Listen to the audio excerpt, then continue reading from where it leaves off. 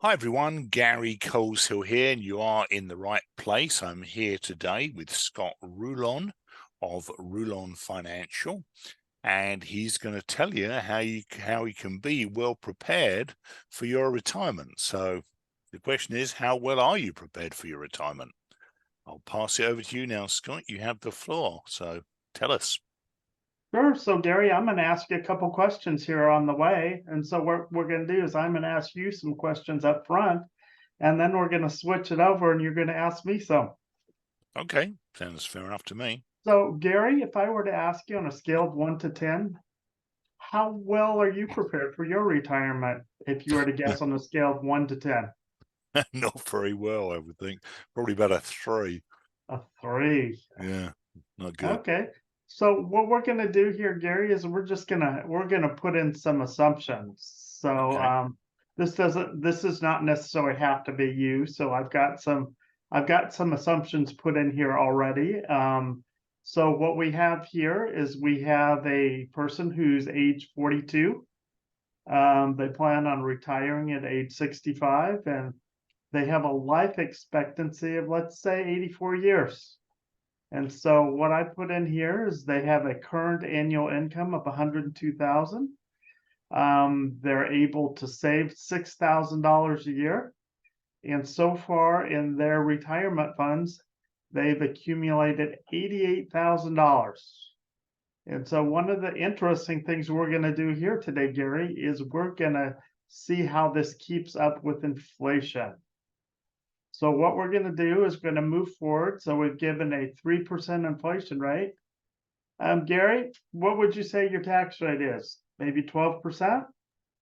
Yeah, that sounds about right. All right, let's go. Let's just go with 12%. So we're going to see how much money you have to make really to spend $1 in retirement. Okay. The first thing we're going to do is I want to introduce you to a new concept. So what we have here, we have basically this is your life in terms of money.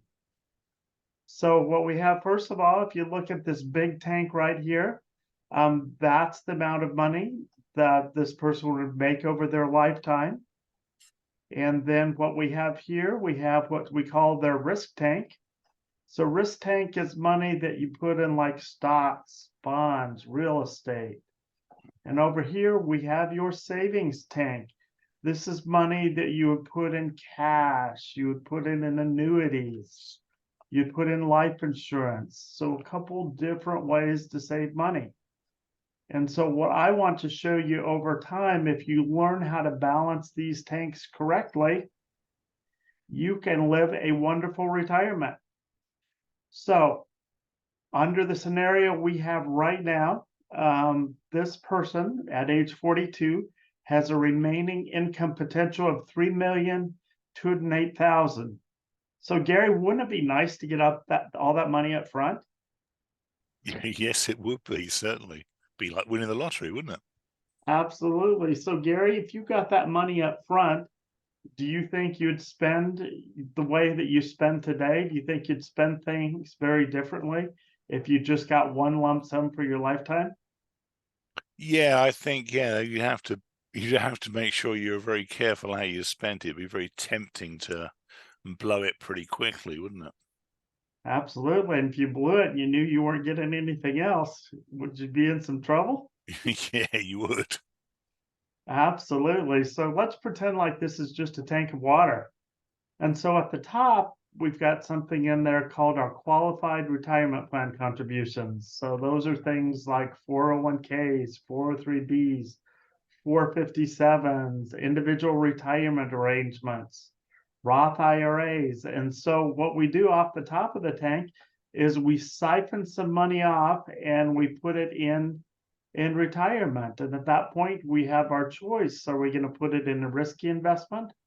Or are we going to put it in a savings plan? So we know that we get to deduct that money for our taxes for sure. But what happens as money drains out of this tank, Gary? You heard of this place called the IRS? Certainly have. Yeah. So So when this money drains out of this tank, remember this stuff up here, we never got a chance to spend that. We just put that in our retirement. So as this money comes out, unless we divert some of it up into the safe tank or this risk tank, once we spend it, you know what happens? It's gone forever. That's a scary thing. Right. And you see this copper tubing here? Did you notice here that there's a little valve here for Uncle Sam? Right. You know, this is for Uncle Sam. If we don't save some of this money in something that's tax deferred, Uncle Sam takes his piece right here. And then you have this after tax cash flow. So maybe our income was 102,000, but by the time Uncle Sam got his piece, look what he got. Right. Ah, that's a little scary. Uncle Sam took about probably a quarter of our money. That's a little scary. So what we want to teach you today is how to balance your risk tank and your safe tank. Primarily, I think what we're going to focus on, Gary, we're going to focus on something in the safe tank called annuities. But I just wanted you to get a concept of your lifetime this way. How is the best way to spend and save money? Because remember, in my investment tank, things can go up and down. And so if I try to take money from my qualified contributions early, what happens, Gary? Do you know? You get hit with not fines, but fees and penalties. Yeah. Yeah. And you get hit with what? Taxes. Yeah. So if you had a wonderful investment staring you in the face, Gary, and you took money out of your risk tank from this to do that, well, let's say I took out, I don't know, $10,000. Well, probably a quarter of that's going to go to taxes, right? Right. And then what I do by taking this out early, I don't give this a chance to increase in the future. Right. Whereas over here in my savings tank, I have things like money markets, I have savings, I have life insurance we could take withdrawals from, I have annuities. So there's different places if I needed money quickly for that investment that I could use it that might be better than the risk tank. Right. So, and who knows, when I'm ready to retire, what if I have to start taking money out of this risk tank early? It could be a real disaster. So what I want to show you is there are really 4 options that you have to increase your possibility of a better retirement. Well, first option, we could increase the rate of return on our investment. Second option, we could save more. Third option, how do you feel about working longer, Gary? It's not that appealing, is it? No. What about spending less? That's not particularly appealing either, but I So guess that's what I want to do with you is go through this scenario. And so I want to start with working longer. So Gary, how much longer do you think you'd have to work to have about a 90% chance of having a successful retirement based on the options we have now? that's hard to say. I don't know. Maybe an extra 10 years. Okay. So through so we'll say, let's say, calculate the retire. So we're going to calculate the retirement age that you would have to work to live a successful retirement. Okay. Wow, how do you feel about working to 79? Oh, super. Yeah, no, no, not that thrilled, but okay. Okay, so what we're saying, that's probably not a good option, right? Right. Okay. What else could we do? Well, we could spend less, but how much less would you have to spend, Gary, so you could live a successful retirement up until age 84? Golly, I don't know. Probably half. Let's just calculate it. Oh my goodness. Did you know you'd have to reduce your lifestyle by 77%? That's pretty grim. That's pretty grim. You are correct. What else could I do? Hey, what if I got a higher return on my money? Right. How much higher return do you think we'd have to get? Probably not that much. I mean, probably a couple of percentage points more would make a big difference. So what do you think? Maybe 7%? Yeah. Okay. All right, let's see what that would be.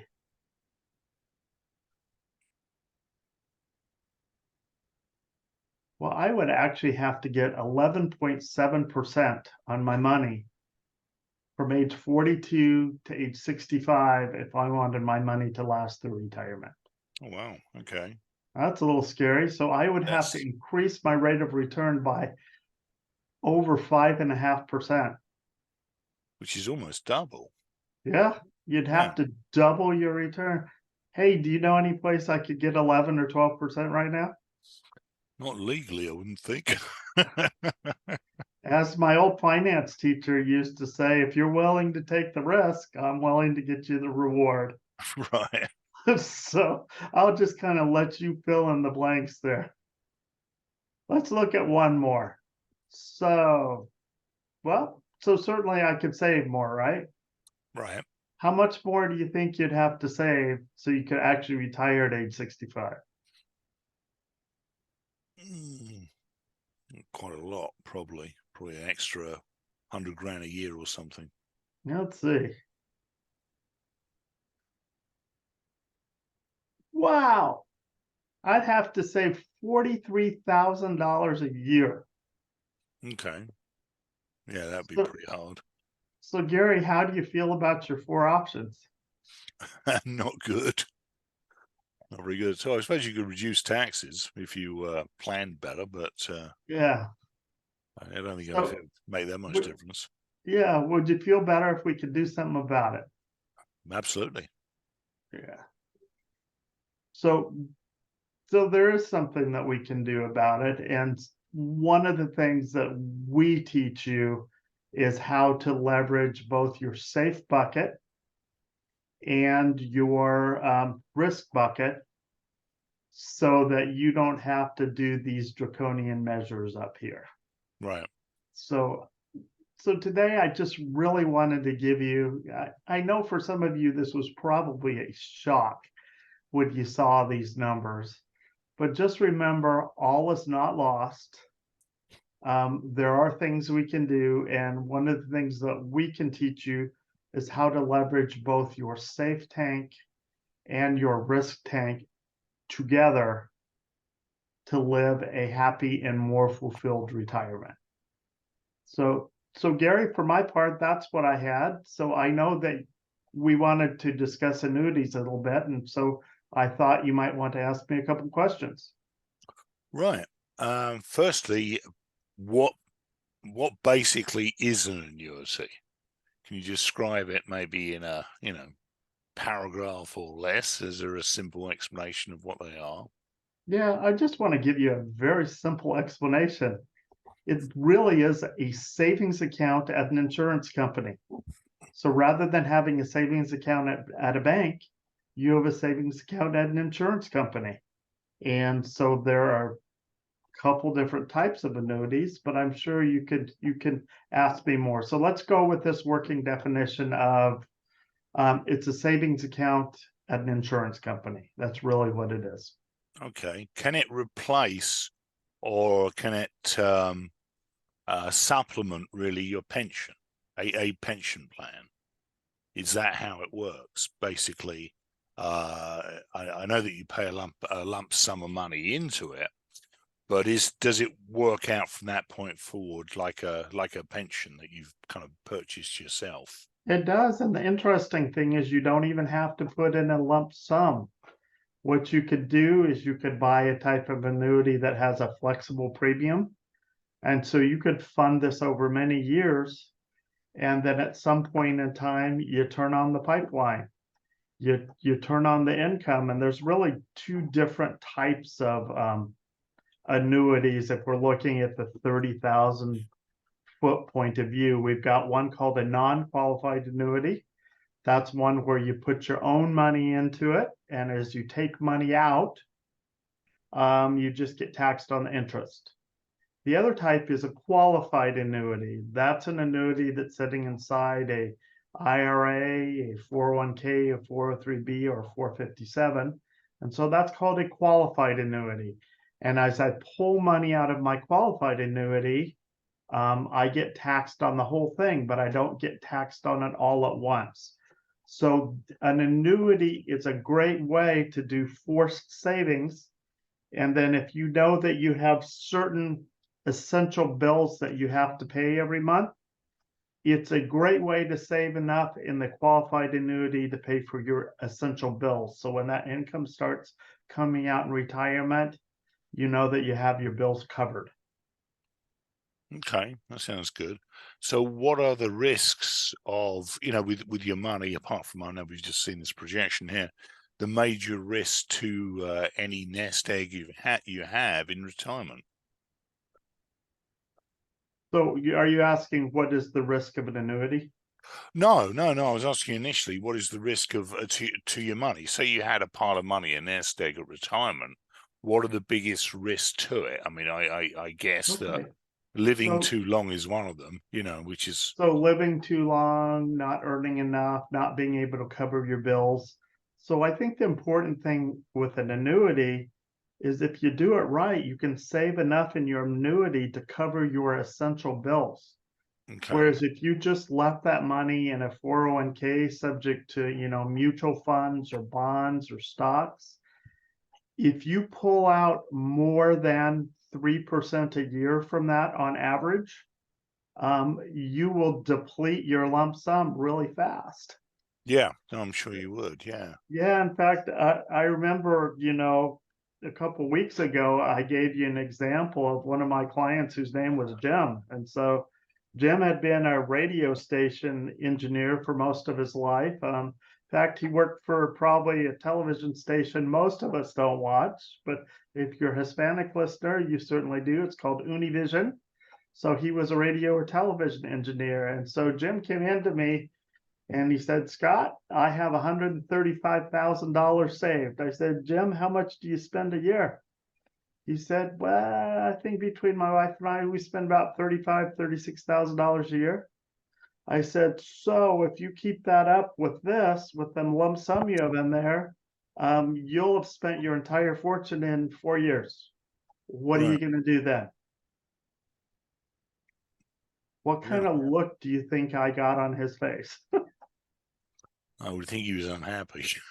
Yeah, he was a little unhappy because he's got, because he was at Scott, I worked hard for that money. And I really thought it was going to be able to last longer. Well, one of the ways actually getting that to last longer is something called an annuity. So we actually found him a particular annuity that had a feature in it. It was called Payments to 100. And so that meant when we put this money into this annuity company guaranteed to make him monthly payments until he reached 100 years of age. And so in Jim's case, Jim actually just died this year. Um, and he actually died at age 96. And, we actually sold him that annuity like 25 years ago. Do you think Jim was happy getting 25 years worth of payments and not having to worry about those essential expenses anymore? Yeah, no, that worked out well. Yeah, and in fact, Jim's case, he had a wife that was significantly younger than he was. And the nice thing here is, and this is one of the things that I like to look for in annuities, they had an option to do something called joint annuitization, which is just a fancy term that's saying once the annuitant or Jim dies, his wife could start receiving the money until he would have been the equivalent of age 100. So she still had another 4 years left on the annuity that she could gather benefits.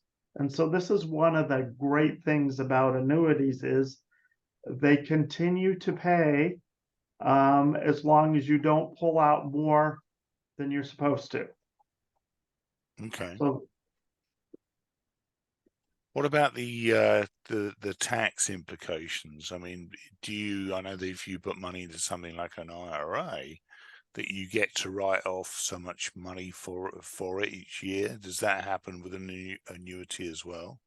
Well, you can actually have an IRA annuity, believe it or not. So you could actually take your 6,000 or 7,500 if you're over 50 IRA deduction and put it into an annuity. So it'd be an IRA annuity. So in a sense, it's almost like it's double tax deferred. Now remember, it's tax deferred, not tax exempt.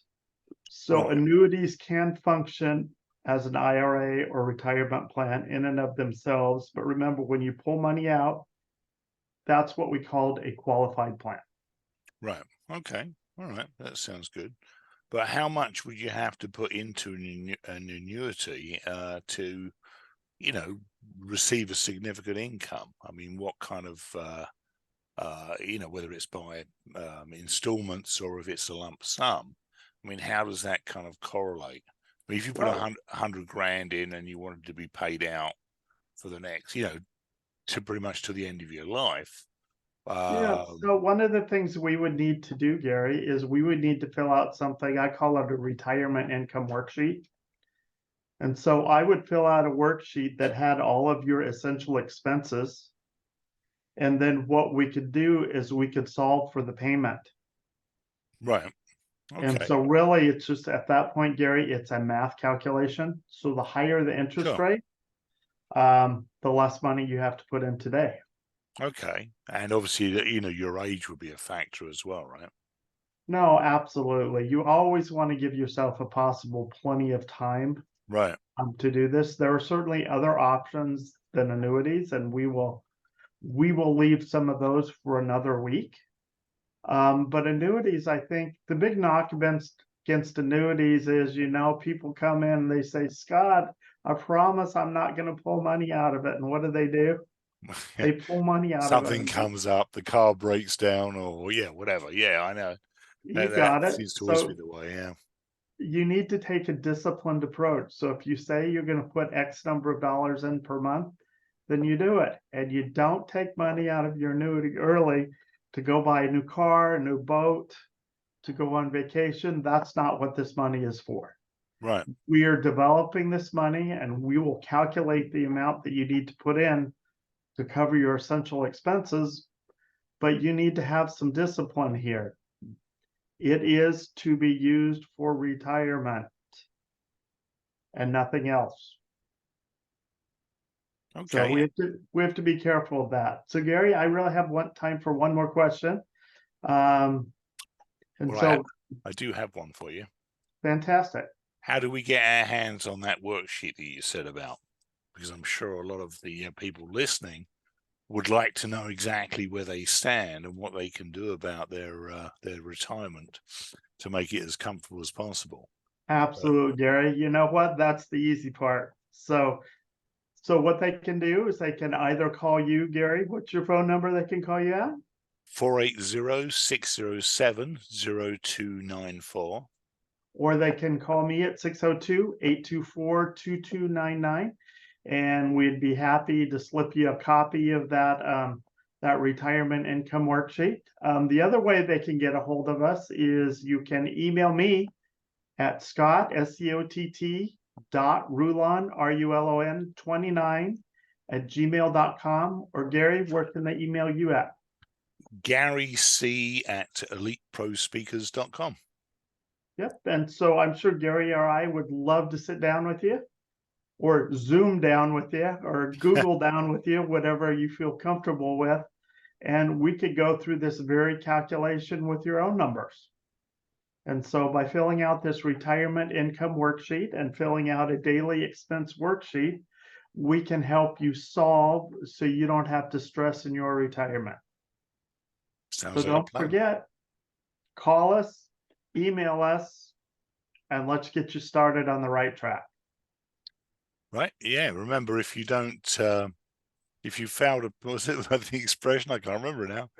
If you fail to plan, you plan to fail. You So got it. don't do that. Let's What's plan. the old lottery line? If you don't play, you can't win. It's true.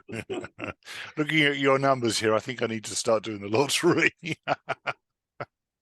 Well, certainly maybe I'll win. Yeah, maybe that's certainly a fast funding that's not a good thing financial for plan. Yeah, having that rich aunt or uncle. But in lieu of that, I would highly suggest that you take some time. Let's fill out those worksheets and let's get you started on your own yellow brick road where you can live a safe and secure retirement. sounds like a plan. Thank you very much, Scott. All right. Appreciate it. Sounds great. Y'all take care now. Thanks. Bye then. Bye.